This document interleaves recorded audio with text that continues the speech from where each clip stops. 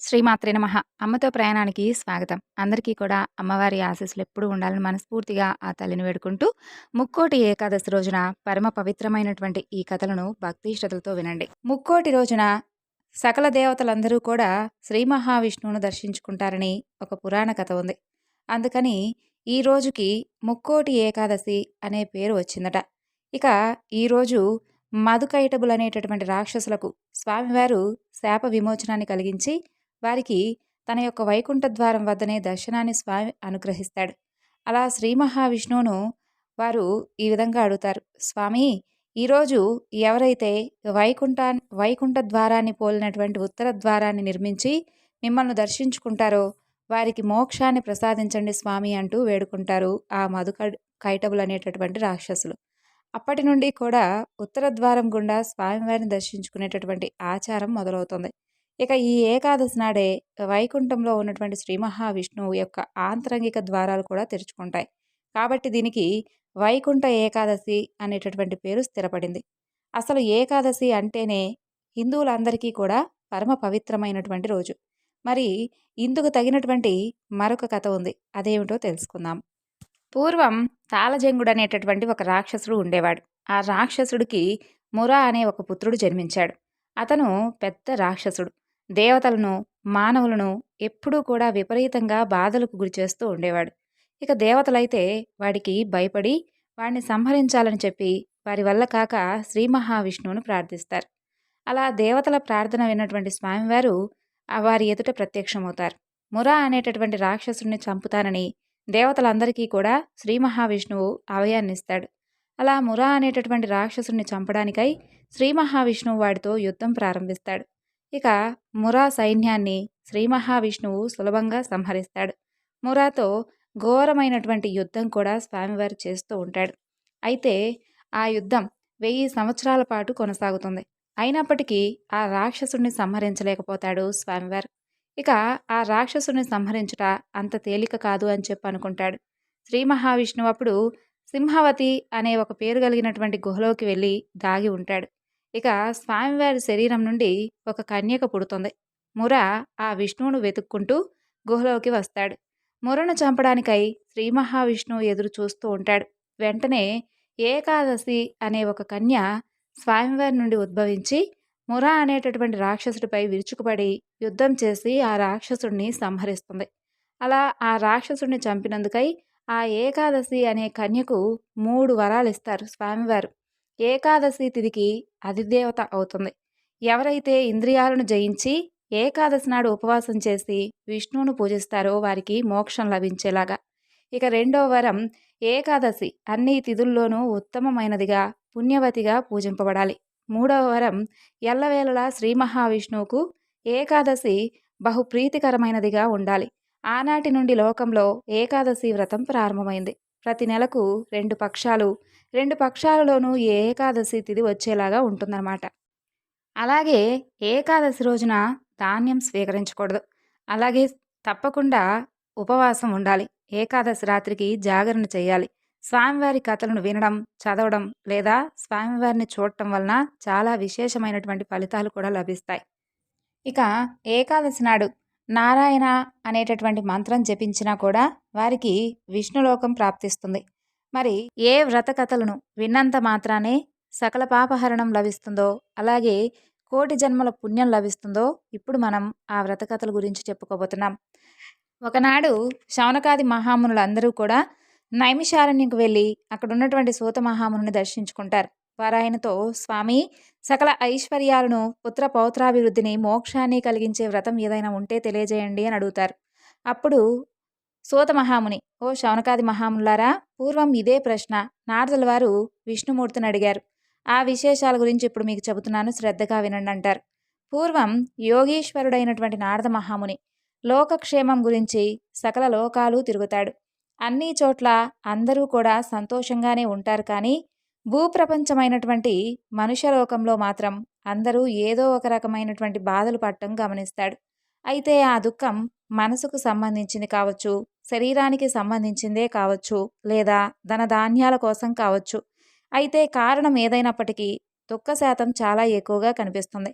అయితే అది చూసినటువంటి నారద మహాముని చాలా విచారించి అందుకు తక్షణ కర్తవ్యం కోసమై సరాసరి శ్రీ మహావిష్ణువు దగ్గరకు వెళ్తాడు. అక్కడ నిర్మలమైనటువంటి శరీర కాంతితో 4 చేతులతో శంఖచక్ర గదా పద్మాలను కలిగి సర్వాలంకృతుడైనటువంటి శ్రీ మహావిష్ణువును దర్శించి భక్తితో స్వామిని పూజించి, ఓ పరమేశ్వర, నీవు అపరిమితమైనటువంటి శక్తి కలవాడవు స్వామి, మరి సర్వలోకాలకు కూడా మేలు చేయగలిగిన వాడవు, భక్తుల కోరికలను తీర్చగలిగేవాడవు అని చెప్పి చాలా ఎక్కువగా స్వామివారిని భక్తి శ్రద్ధలతో పూజించడమే కాకుండా స్వామిని స్తుతిస్తాడు. ఇక శ్రీ మహావిష్ణువు ఇలా అంటాడు, భక్త, అసలు ఇంతకీ ఏమిటి నీ కోరిక అని అడుగుతాడు. దానికి నారద మహాముని, ఓ భగవంతుడా, మానవ లోకంలో ప్రతి ఒక్కరూ కూడా ఏదో ఒక విధంగా బాధపడుతూ ఉన్నారు. ఒక్కరు కూడా సంతోషంగా నాకైతే కనిపించలేదు స్వామి. వాళ్ళ కష్టాలు తీరే మార్గమే లేదా? అసలు తమరు తలుచుకోవాలే కానీ వారికి తరుణోపాయం చూపించలేరా? నా మీద మీకు ఏమాత్రం దయ ఉన్నా వాళ్ళ మీదకు ఆ కృపారసాన్ని విస్తరించండి అని అడుగుతాడు. ఆ విధంగా నారదముని యొక్క దయాగుణానికి సంతోషించినటువంటి స్వామివారు, ఓ నారద, లోక శ్రేయస్సు కోసం నువ్వు మంచి చేయదలుచుకుంటే నేనెందుకు నీకు సహాయపడను చెప్పు. మానవులు తలుచుకోవాలే కానీ వారి కష్టం చిటికలో తొలగిపోయే వ్రతం ఉంది. ఎంతో పుణ్యాన్ని కలిగించి వారి కష్టాలను నివారించేటటువంటి వ్రతం. దాని పేరే సత్యనారాయణ వ్రతం. దానిని యథావిధిగా ఆచరిస్తే కనుక ఇహలోకంలో సర్వసుఖాలు, పరలోకంలో మోక్షము రెండూ కలుగుతాయి అంటాడు. అప్పుడు నారద మహాముని, స్వామి, అసలు ఆ వ్రతం యొక్క ఫలితం ఏమిటి? దాని విధానం ఏమిటి? ఇంతకుముందు ఎవరు ఆచరించారు? ఎప్పుడు చేయాలి? ఇవి కూడా వివరంగా తెలియజేయండి అని అడుగుతాడు. అప్పుడు శ్రీహరి, దీనిని ఏ మాసంలో అయినా సరే చేసుకోవచ్చు. ఏకాదశి రోజు కానీ, పూర్ణిమ నాడు కానీ, సూర్య సంక్రమణ రోజు కానీ చేస్తే ఇంకా విశేషమైనటువంటి ఫలితాలు లభిస్తాయి. అలాగే సంవత్సరంలో ఏ రోజైనా ఏ నెలలోనైనా చేసుకోవచ్చు. నెలకొకసారి చేయవచ్చు, సంవత్సరానికి ఒకసారైనా చేసుకోవచ్చు. కాబట్టి ఈ యొక్క వ్రతాన్ని ఎవరైనా కానీ కులభేదం లేకుండా ఆచరించుకోవచ్చు అంటూ స్వామివారు ఆ యొక్క వ్రత విధానం గురించి అంతా కూడా వివరిస్తారు. ఇక నారద మహాముని ఈ విధంగా చెబుతారు, స్వామి, వ్రత విధానం గురించి చెప్పారు కదా, మరి ఈ యొక్క వ్రత విధానాన్ని ఎవరైతే ఆచరించారో, ఆచరించి ఏ ఏ ఫలితాలను పొందారో ఆ విషయాల గురించి కూడా తెలియజేయండి అని అడుగుతాడు. అప్పుడు శ్రీ మహావిష్ణువు నారదమునీశ్వరుడికి చెప్పినటువంటి విషయాల గురించే ఇప్పుడు నేను మీకు చెబుతున్నానంటూ సూత మహాముని, ఓ ఋషులారా, పూర్వం ఈ వ్రతాన్ని ఎవరు ఆచరించారో చెప్తున్నాను వినండి. కాశీ పట్టణంలో ఒక పేద బ్రాహ్మణుడు ఉండేవాడు. అతనికి తినడానికి సరైనటువంటి తిండి కూడా లేక చాలా బాధపడుతూ ఉండేవాడు. అతని బాధను చూసి జాలిపడి శ్రీహరి ఒక ముసలి బ్రాహ్మణుడి రూపంలో ప్రత్యక్షమై అతని కష్టాల గురించి అన్నీ కూడా తెలుసుకొని, అసలు నీకున్నటువంటి బాధ ఏమిటో చెప్పమని అడుగుతాడు ఆ బ్రాహ్మణుణ్ణి. అప్పుడు ఆ బ్రాహ్మణుడు తనకున్నటువంటి పేదరికం తొలగే మార్గం గురించి చెప్పమని వేడుకుంటాడు. దానికి శ్రీహరి, సత్యనారాయణుడనేటటువంటి పేరు కలిగిన విష్ణువును పూజిస్తే సకల కోరికలు తీరుస్తాడు, సమస్త దుఃఖాలు తొలగిస్తాడు. నీవు కనుక ఆ వ్రతం చేస్తే నీకున్నటువంటి దుఃఖాలన్నీ నశిస్తాయి. కాబట్టి ఆ వ్రతం చేయమని ఆ వ్రతం వివరాలు చెప్పి అక్కడికక్కడే అంతర్ధానమవుతాడు స్వామి. అయితే ఆ రాత్రి ఆ బ్రాహ్మణుడు కనీసం నిద్ర కూడా పోకుండా వ్రతం ఎలాగైనా చెయ్యాలి అనే సంకల్పంతో మేల్కొని మర్నాడు ఉదయాన్నే భిక్షాటనకై బయలుదేరి వెళ్తాడు. అయితే ఆశ్చర్యంగా ఆ రోజు ఏమవుతుందంటే, రోజుటి కన్నా కూడా అతనికి ఎక్కువగా ధనం సమకూరుతుందన్నమాట.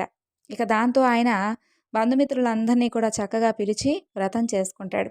ఇక స్వామివారు చెప్పినట్లుగా అతని కష్టాలన్నీ కూడా తొలగిపోయి సర్వసంపదలకు అధికారవుతాడు. అప్పటి నుండి అతను ప్రతి నెల ఈ వ్రతాన్ని చేసుకుంటూ అన్ని పాపాల నుండి విముక్తి పొంది అతి దుర్లభమైనటువంటి మోక్షాన్ని కూడా పొందుతాడు. కాబట్టి ఈ వ్రతాన్ని ఏ మానవుడైతే చేస్తాడో అతనికి సర్వ దుఃఖాలు కూడా తొలగిపోతాయి. ఈ బ్రాహ్మణుడి వలన విని మరెవరు చేశారో తెలియజేయమంటూ శౌనకాది మునులు మరలా సూత మహాముని అడుగుతారు. అప్పుడు సూత మహర్షి ఇలా చెబుతారు, చూడండి, ఆ బ్రాహ్మణుడు యథావిధిగా వ్రతం విడిచిపెట్టకుండా చేస్తూ ఉంటాడు. అలా వ్రతం చేస్తూ ఉండగా ఒకనాడు ఒక కట్టెలమ్మే అతను అతని దగ్గరకు అనుకోకుండా వస్తాడు. అతనికి బాగా దాహం వేసి వస్తాడు. అంటే నీళ్ళు అడుగుదామని చెప్పి వస్తాడు. అక్కడ ఆ యజమాని ఏదో పూజ చేస్తూ ఉండడం చూసి ఆ బ్రాహ్మణుణ్ణి ఆ యొక్క విశేషం ఏమిటయ్యా అని అడుగుతాడు. అప్పుడు ఆ బ్రాహ్మణుడు తనకు జరిగినటువంటి కథ అంతా కూడా వివరంగా తెలియజేసి ఎలా కష్టాలు తొలగిపోయాయో చెప్పేసరికి ఆ కట్టెలమ్మే అతనికి కూడా ఆ వ్రతం చేయాలని చెప్పి బాగా వెంటనే ఉన్న ఫలంగానే ఆ వ్రతం చేయాలని మనసు కుదురుతుంది. వెంటనే ఆ వ్రతం అయ్యే వరకు ఉండి తీర్థప్రసాదాలన్నీ తీసుకొని తను కూడా చేయాలనుకొని సంకల్పించుకుంటాడు. ఈ కట్టెలమ్మే డబ్బు ఎంత వస్తే అంతలో ఎప్పటికన్నా కూడా ఇంకా చాలా బాగా ఎక్కువగా గనక ధనం కనుక వస్తే తప్పకుండా ఈ వ్రతం చేసుకుంటానని మనసులో అనుకుంటాడు. అయితే అనుకోవడమే తడవుగా ఎప్పటికన్నా కూడా రెట్టింపు ధనం వస్తుంది అతనికి. ఇక అతను కూడా బంధుమిత్రులందరితో కలిసి స్వామివారి వ్రతం చేసుకుంటాడు. నిర్మలమైనటువంటి మనసుతో మంచి అట్టిపళ్ళు, చక్కెర, నెయ్యి, పాలు, గోధుమ పిండి ఇలా మొదలైనటువంటి వాటన్నిటినీ కూడా సేకరించుకొనొచ్చి భక్తి శ్రద్ధలతో ఈ యొక్క వ్రతాన్ని ఆచరించి స్వామికి నైవేద్యాన్ని కూడా సమర్పిస్తాడు. కాబట్టి ఈ యొక్క వ్రత మహత్యం వలన అతను కూడా పుత్ర పౌత్రాభివృద్ధిని కలిగి ఇహలోకంలో సుఖ సంతోషాలతో జీవించి సత్యలోకానికి చేరుకుంటాడు. ఇదే విధంగా ఈ వ్రతాన్ని ఆచరించిన వారు మరెవరున్నారో వారి కథ గురించి కూడా తెలుసుకుందాం. పూర్వం సత్యవాక్కు కలిగినటువంటి ఉల్కాముకుడు అనే ఒక రాజు ఉండేవాడు. అతను సత్ప్రవర్తన కలిగి ఉండేవాడు. ఇక భద్రశీల అనే నదీ తీరమున తన భార్యతో కలిసి సత్యవ్రతాన్ని ఆచరిస్తూ ఉండేవాడు. అలా వ్రతం చేసుకుంటూ ఉండగా అక్కడికి వ్యాపారం చేసేటటువంటి ఒక వైశ్యుడు వచ్చి, ఓ రాజా, మీరు చేస్తున్నటువంటి ఈ వ్రతం ఏమిటి? దీని ఫలితం ఏమిటి అని అడుగుతాడు. అప్పుడు ఆ రాజు అతనికి వివరంగా చెప్పి, నాకు సంతానం లేరు, సంతానం కోసమై ఈ వ్రతాన్ని చేస్తున్నాను అని చెప్పగానే ఆ వైశ్యుడు, రాజా, నాకు కూడా పిల్లలు లేరు, నేను కూడా ఈ వ్రతం చేసుకుంటానంటూ ఆ రోజు వ్యాపారానికి స్వస్తి చెప్పి తొందరగా ఇంటికి వెళ్ళి తన భార్య అయినటువంటి లీలావతికి ఈ విషయం గురించి చెబుతాడు. తనకు ఎప్పుడు సంతానం కలుగుతుందో అప్పుడే ఈ వ్రతాన్ని ఆచరిస్తానని చెప్పి మనసులో మొక్కుకుంటాడు. ఇక కోరిన కోరికలను తీర్చేటటువంటి ఆ సత్యదేవుడు అతనికి ఒక కుమార్తెను ప్రసాదిస్తాడు. ఆపద మొక్కులు సంపద ముప్పులు అనే మాట ఊరికే రాలేదు కదా. ఆ అమ్మాయికి కళావతి అనే నామకరణం చేస్తారు. కానీ ఆ అమ్మాయి పుట్టినటువంటి వేడుకలో స్వామివారి గురించి పూర్తిగా మర్చిపోతాడు. వ్రతం చేసుకుంటానని చెప్పి అనుకుంటాడు కదా, ఆ వ్రతం గురించి పూర్తిగా మర్చిపోతాడు. ఆ అమ్మాయి బాగా పెరిగి పెద్దదవుతుంది, యుక్త వయసుకు కూడా వస్తుంది. ఇక భార్య స్వామివారి మొక్కు గురించి ఎప్పుడైతే గుర్తు చేస్తుందో అలా గుర్తు చేసినటువంటి ప్రతిసారి కూడా అమ్మాయి పెళ్లిలో చేద్దాంలే అంటూ అతను మాట దాటి వేసేవాడు. తగినటువంటి వరుడు గురించి విచారిస్తూ కాంచీపురంలో గుణవంతుడు అందగాడు అయినటువంటి ఒక వైశ్య కుమారుడు ఉన్నాడని చెప్పి తెలుసుకొని అతనితో అమ్మాయికి వివాహం నిశ్చయం చేస్తాడు. ఇక అప్పుడైనా పోనీ మాట నిలబెట్టుకుంటాడంటే వివాహ సంబరంలో పడి స్వామివారిని పూర్తిగా మర్చిపోతాడు. ఇక స్వామివారి సహనానికి కూడా ఒక హద్దు ఉంటుంది కదా. స్వామివారికి విపరీతమైనటువంటి కోపం వస్తుంది. తగినటువంటి సమయం కోసం వేచి చూస్తూ ఉంటాడు. అయితే కొంతకాలం అయ్యాక మామ అల్లుడు ఇద్దరూ కలిసి వ్యాపార నిమిత్తమై చంద్రకేతు రాజకుమారుడు ఉండేటటువంటి రత్నస్థానపురం అనేటటువంటి ఒక పురానికి వెళ్తారు. ఆడిన మాట తప్పినటువంటి ఆ వైశ్యుడికి గొప్ప దుఃఖం కలగాలని చెప్పి సత్యనారాయణ స్వామి వారు అతన్ని శపిస్తాడు. ఆ శాపవాసం వలన ఎవరో చేసినటువంటి నేరానికి వీళ్ళు బలవుతారు. కొంతమంది దొంగలు వస్తారు. రాజుగారి ఖజానా నుండి సొమ్ము దొంగలించి భటులు వెంటబడుతూ ఉంటే భయపడిపోయి ఈ వైశ్యులు ఉన్నటువంటి చోట ఆ డబ్బు మూటలను విడిచిపెట్టి పారిపోతారు. అయితే ఇంకేముంది, ఆ భటులు ఆ మామ అల్లుల్నే దొంగలుగా పరిగణించి వారిని పట్టుకొని వెళ్ళిపోతారు. రాజుగారు వారిని భయంకరమైనటువంటి కారాగృహంలో బంధించి వారి దగ్గర ఉన్నటువంటి డబ్బు మొత్తం స్వాధీనపరుచుకుంటాడు. ఇక వాళ్ళ కష్టాలు అక్కడితోనే ఆగిపోలేదు. సత్యనారాయణ స్వామి వారి యొక్క శాపవశాన ఇక్కడ ఇంట్లో పరిస్థితి కూడా బాగా విషమించిపోతుంది. ఇంట్లో దొంగలు పడి ఉన్నటువంటి సొమ్ము మొత్తం అపహరించుకుపోతారు. కనీసం తినడానికి తిండి లేక, సరైనటువంటి ఆరోగ్యం లేక ఇల్లిల్లు తిరిగి డబ్బు సంపాదించుకొని బ్రతుకుతూ ఉండేవారు. అలా తిరుగుతూ ఉండగా కళావతి ఒకనాడు ఒకరింట్లో సత్యనారాయణ స్వామి వారి యొక్క వ్రతం చేస్తూ ఉంటే చూసి చివరి వరకు అక్కడే ఉండి తీర్థప్రసాదాలు తీసుకొని ఇంటికి వస్తుంది. అయితే ఆలస్యంగా ఇంటికి చేరినటువంటి తన కూతుర్ను ముందు విషయం తెలుసుకోకుండా నానా దుర్భాషలాడుతుంది తల్లి. ఆ తర్వాత విషయం తెలుసుకొని తన తప్పును తెలుసుకుంటుంది. అంతేకాకుండా తాము మర్చిపోయినటువంటి సత్యదేవుని యొక్క వ్రతం ఇప్పటికైనా ఎలాగైనా చెయ్యాలని చెప్పి నిశ్చయించుకొని భర్త అల్లుడి రాక కోసం ఆగకుండా వెంటనే బంధుమిత్రులందరితో కూడా కూడి స్వామివారి వ్రతాన్ని నిష్టగా చేసి భక్తిగా దేవుణ్ణి వేడుకుంటుంది. తన భర్తను అల్లుడిని క్షేమంగా ఇంటికి చేర్చమని చెప్పి కోరుకుంటుంది. పశ్చాత్తాపానికి మించినటువంటి శిక్ష లేదు కాబట్టి లీలావతి పశ్చాత్తాపానికి అలాగే భక్తి శ్రద్ధలకు కరిగిపోయినటువంటి సత్యదేవుడు వెంటనే అందుకు తగినటువంటి చర్య తీసుకుంటాడు. ఇక చంద్రకేతు మహారాజు కలలో కనిపించి ఆ వైశ్యులు అమాయకులని వారిని విడుదల చేసి వాళ్ళ డబ్బులు వాళ్ళకిమ్మంటూ అలా చేయనటువంటి పక్షంలో అతనికి రాజ్య నష్టం, పుత్రశోకం, ధన నష్టం కలుగుతాయని చెప్తాడు. ఇక సత్యదేవుడు కోరిన రీతిగానే ఆ రాజుగారు మర్నాడు నిండు కొలువులో తన స్వప్న వృత్తాంతం అంతా చెప్పి ఆ వైశ్యులను చెర నుండి విడిపిస్తాడు. ఇక ఆ వైశ్యులకు భయం లేదని చెప్పి దైవవశం వలన ఈ దుఃఖం కలిగిందని చెప్పి వారికి స్నానపానాదులు చేయించి మంచి బట్టలిచ్చి వారికి రెట్టింపు డబ్బిచ్చి వెళ్ళిరమ్మంటూ ఆశీర్వదించి పంపిస్తాడు.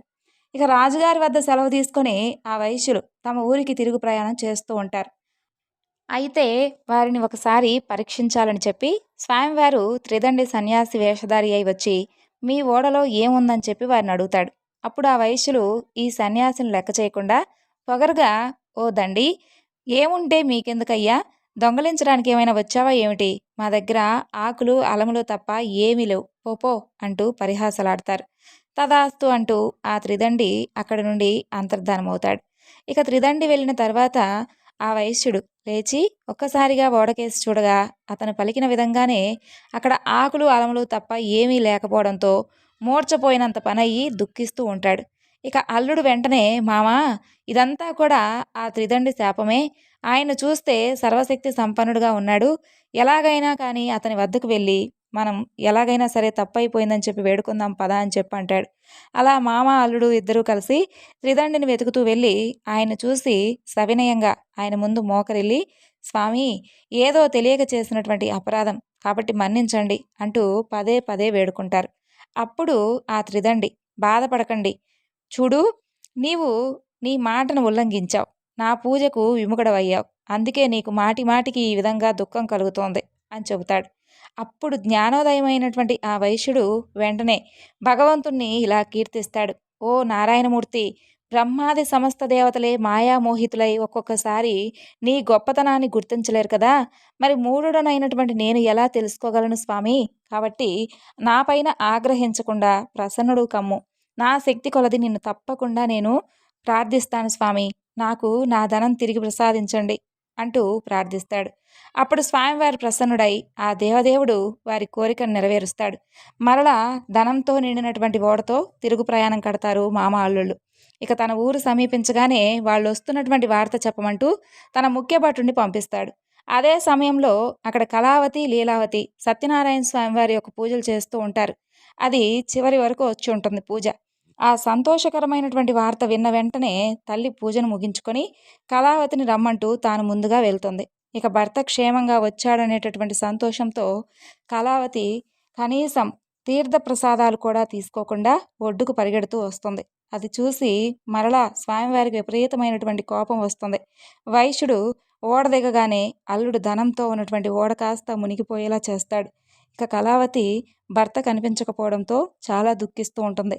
ఆమె దురావస్థ చూసి తండ్రి, బంధువులు అందరూ కూడా బాధపడుతూ ఉంటారు. లీలావతి భర్తను చూసి, ఓ స్వామి, ఇదంతా కూడా భగవంతుడి యొక్క లీల కదా, కాబట్టి స్వామివారి మాయేను, ఆ స్వామివారి యొక్క మాయను తెలుసుకునేటటువంటి శక్తి ఎవరికీ లేదని చెప్పి విలపిస్తూ ఉంటుంది. ఇక కళావతి తన భర్తతో సహా సహగమనం చేయాలని చెప్పి అందుకు ఉద్యుక్తురాలవుతుంది. ఆ వైశ్యుడు తన శక్తి కొలది సత్యదేవుని పూజ చేస్తానని చెప్పి స్వామివారిని తలుచుకోగానే పదే పదే సాష్టాంగ నమస్కారం చేస్తూ ఉంటాడు. అప్పుడు సత్యదేవుడు వైశ్యుని యొక్క భక్తి విధేయతలను చూసి ప్రసన్నుడై అశరీరవాణిగా ఇలా పలుకుతాడు. సాధు, నీ కుమార్తె నా ప్రసాదాన్ని కూడా తినకుండా భర్తను చూడాలని చెప్పి పరిగెడుతూ వచ్చింది పూజ మధ్యలోనే ఆపేసి, అందుకే ఈ విధంగా జరిగింది. ఇప్పుడు ఒకసారి ఇంటికి వెళ్ళి ప్రసాదం కనుక తిని వస్తే అంతా మరలా సవ్యంగా జరుగుతుంది అని చెబుతాడు. ఇక కళావతి అదే విధంగా చేస్తుంది. ఆమె భర్త చక్కగా నవ్వుతూ ఒడ్డుకు చేరుకుంటాడు. అక్కడికక్కడే అప్పటికప్పుడే ఆ వైశ్యుడు స్వామివారికి పూజ చేసి ఆ తర్వాత ఇంటికి వెళ్తాడు. అప్పటి నుండి ప్రతి పూర్ణిమకు, సంక్రాంతికి, ఏకాదశికి ఈ వ్రతాన్ని ఆచరిస్తూ ఇహపర సుఖాలను పొందుతాడు. అలాగే ఇప్పుడు ఈ వ్రతాన్ని ఆచరించినటువంటి మరొకరి గురించి తెలుసుకుందాం. ప్రజారంజకంగా పరిపాలించేటటువంటి ఒక రాజు, తుంగధ్వజుడు అనే ఒక రాజు ఉండేవాడు. అతను ఒకనాడు వేటకు వెళ్ళి బాగా అలసిపోయి ఒక చెట్టు కింద సేద తీరుతూ ఉంటాడు. అయితే అదే చెట్టు వద్ద కొంతమంది గోపబాలకులు ఎంతో భక్తి శ్రద్ధలతో సత్యనారాయణ స్వామి వారి యొక్క పూజను చేసి ఆ తరువాత రాజుగారికి భక్తి శ్రద్ధలతో స్వామివారి ప్రసాదాన్ని తీసుకొని వచ్చేస్తారు. అయితే వారు తక్కువ కులస్తులని చెప్పి వారిచ్చినటువంటి ప్రసాదం భుజించడం ఇష్టం లేక ఆ రాజు అది తినకుండానే తన రాజ్యానికి వెళ్ళిపోతాడు. అతని ధిక్కారానికి, అతనికి ఉన్నటువంటి అహంకారానికి శిక్షగా అతనికి ఉన్నటువంటి 9 కొడుకులు మరణిస్తారు.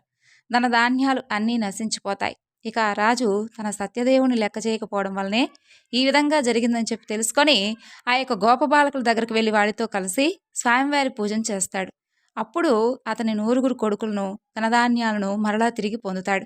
కాబట్టి ఓ శౌనకాది మహామునులారా, చూసారా, విన్నారా?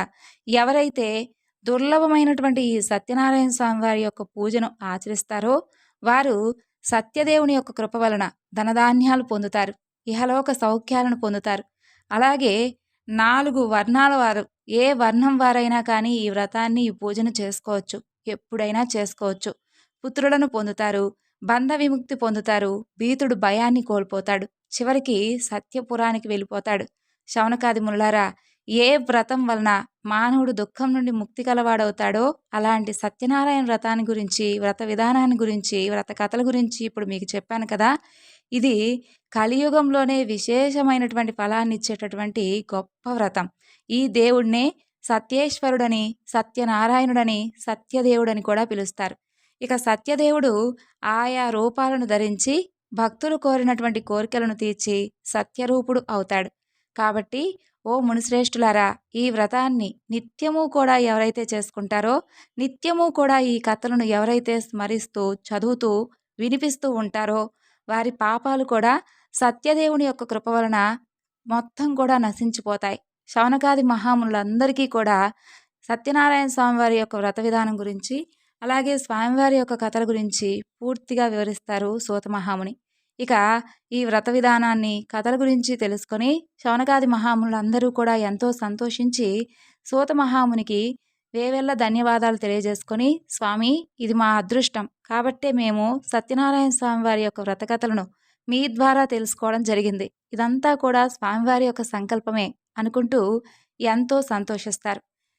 ఇంకా మరొక చక్కని కథ గురించి తెలుసుకుందాం.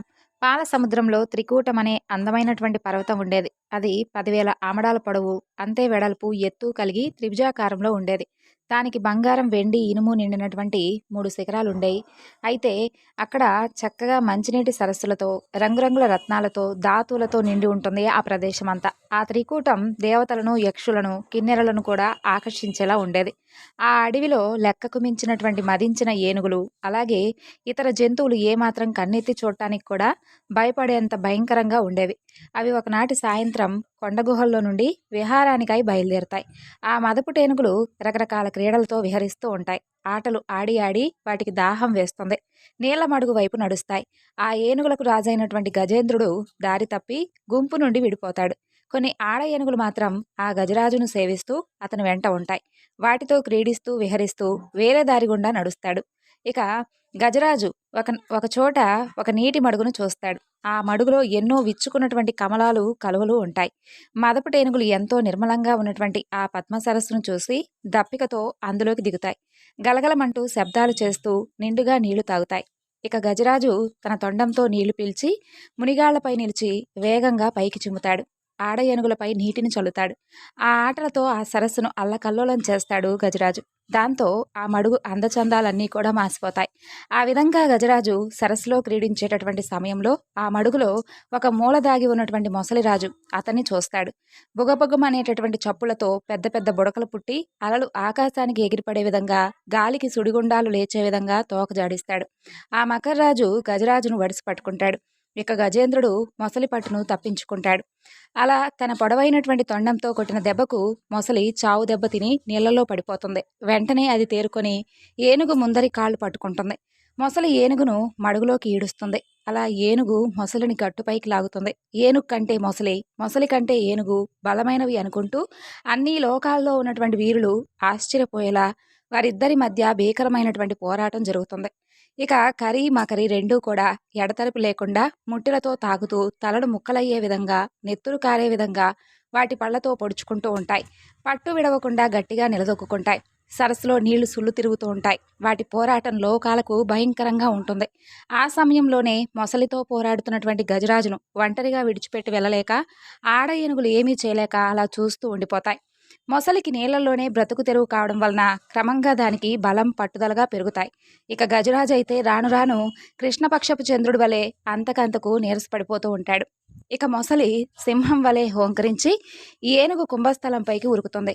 మెడను వీపును కరిచి బాధ పెడుతుంది. తోక కొరుకుతుంది. ఎముకలు దంతాలు విరిగే విధంగా ఢీకొంటుంది.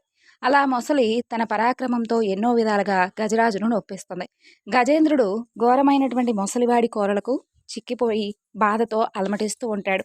అయినా సరే గజరాజు విసుగు చెందకుండా రాత్రులు పగళ్ళు 1000 సంవత్సరాలు తీవ్రంగా పోరాటాన్ని కొనసాగిస్తూ ఉంటాడు. పూర్వజన్మ పుణ్యఫలం వలన గజరాజు ఈ విధంగా ఆలోచన చేస్తుంది. అసలు ఈ మొసల్ని ఎలా గెలవాలి? ఏ భగవంతుని నేను ప్రార్థించాలి?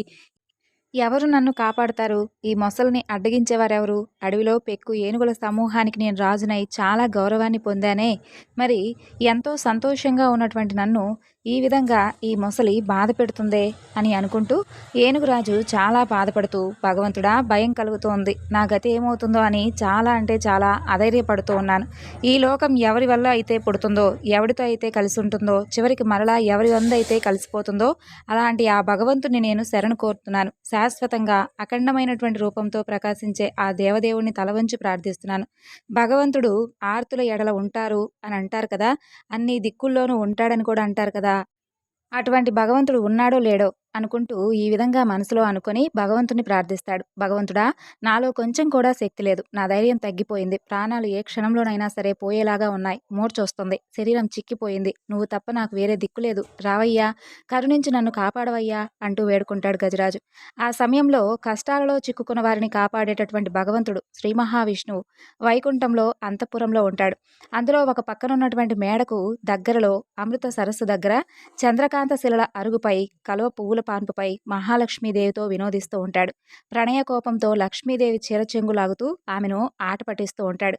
భయంతో స్వాధీనం తప్పి కాపాడు కాపాడు అంటూ ఆర్తితో విలపిస్తున్నటువంటి గజేంద్రుడి యొక్క మొర వింటాడు స్వామి. గజరాజును కాపాడాలి అనేటటువంటి ఆతృతతో శ్రీహరి ఒక్కసారిగా తుల్లిపడి లేస్తాడు. కాపాడు కాపాడు అంటూ భక్తుడు మొరపెట్టుకుంటూ ఉంటే ఒక్కసారిగా వినపడుతూ ఉంటుంది స్వామికి. అతన్ని కాపాడాలి అనేటటువంటి తొందరపడుతూ శ్రీహరి లక్ష్మీదేవికి కూడా ఏమీ చెప్పకుండా, శంకుచక్రాలను చేతిలోకి తీసుకోకుండా, సేవకులెవరినీ కూడా పిలవకుండా, గరుడ వాహనం కూడా సిద్ధపరచుకోకుండా, చెవులపై జారినటువంటి జుట్టును కనీసం ముడిని కూడా సరిచేసుకోకుండా, ప్రణయకోపంతో లేచి వెళుతున్నటువంటి లక్ష్మీదేవి చీరకొంగును విడిచిపెట్టకుండా ఆయన గజరాజును ఎలాగైనా సరే కాపాడాలి అనేటటువంటి ఆలోచనతో ప్రియురాలితో సరస సల్లాపాలు చాలించాడు స్వామి.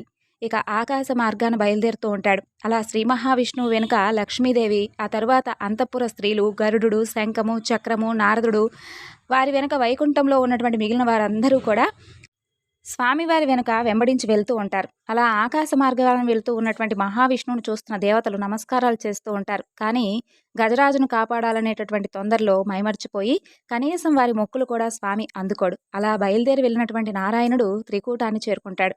విష్ణువు మొసలిని చంపడానికి తన చక్రాన్ని పంపిస్తాడు. ఆ చక్రం దేవతలను కాపాడేది. భూమండలాన్ని వణికించేటటువంటి వేగం కలిగింది. ఎదురు లేనిది. ఆ చక్రాయుధం రివ్వున వెళ్ళి ఒక్కసారిగా మొసలి తలను నరికి వేస్తుంది. దాని ప్రాణం తీస్తుంది. అప్పుడు మొసలి పట్టు విడిచిపెట్టడంతో గజరాజు ఎంతో ఉత్సాహంగా కాళ్లు కదిలిస్తాడు. విష్ణువు తన పొడవైనటువంటి చేతిని చాచి గజరాజును మడుగులో నుండి బయటకు రావడానికి సహాయం చేస్తాడు. అతని వెన్ను తట్టి బాధ పోగొడతాడు. అలా విష్ణుమూర్తి హస్తస్పర్శతో అతని శరీర తాపమంతా కూడా చల్లారిపోతుంది. సంతోషంతో ఆడ ఏనుగులతో కలిసి ఆనందంగా గీంకారం చేస్తాడు. అలా ఆ మొసలి మునిశాపం వలన కలిగినటువంటి తన మకర రూపాన్ని వదిలి హూహు అనేటటువంటి గంధర్వుడిగా మారిపోతుంది. ఆ గంధర్వుడు స్వామిని ఎంతో భక్తితో కీర్తించి స్వామి అనుగ్రహం పొంది గంధర్వ లోకానికి వెళ్ళిపోతాడు. ఇక మొసలితో పోరాడినటువంటి గజేంద్రుడు పూర్వజన్మలో ఇంద్రదమ్యునుడు అనేటటువంటి ఒక రాజు. ఆయన ద్రవిడ దేశాన్ని పరిపాలిస్తూ ఉండేవాడు. అతను గొప్ప విష్ణు భక్తుడు. అయితే ఒకనాడు అతను ఏకాగ్రతతో విష్ణు ధ్యానం చేస్తూ మైమర్చిపోయి ఉంటాడు. అక్కడికి వచ్చినటువంటి అగస్త్య మహర్షిని ఆయన గమనించుకోడు. దానికి ఆ మహర్షి కోపగించి అజ్ఞానంతో కూడినటువంటి ఏనుగుగా పుట్టమంటూ ఇంద్రద్యుమ్నుడును శపిస్తాడు. అలా ఇంద్రద్యుమ్నుడు గజరాజుగా, అతని సేవకులు ఏనుగులుగా పుడతారు. ఇక రాజు ఏనుగుగా పుట్టినప్పటికీ విష్ణుభక్తి వలన అతనికి స్వామివారి సహాయం లభించి ముక్తి కూడా లభిస్తుంది. గజరాజును కాపాడిన తరువాత శ్రీహరి చిరునవ్వు చిందిస్తూ లక్ష్మీదేవి నోటితో ఇతరులకు మొరపెట్టుకోకుండా నన్ను విడవకుండా ప్రార్థించిన వారిని ఎవరినైనా సరే నేను రక్షిస్తాను లక్ష్మి, ఇది నీకు తెలుసు కదా అని అంటాడు.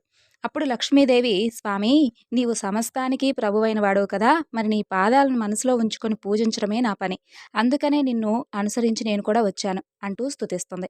అదంతా చూస్తున్నటువంటి గంధర్వులు దేవతలు జయ జయ ధ్యానాలు చేస్తారు. విష్ణుమూర్తి పరివార సమేతంగా తిరిగి వైకుంఠానికి బయలుదేరి వెళ్తాడు.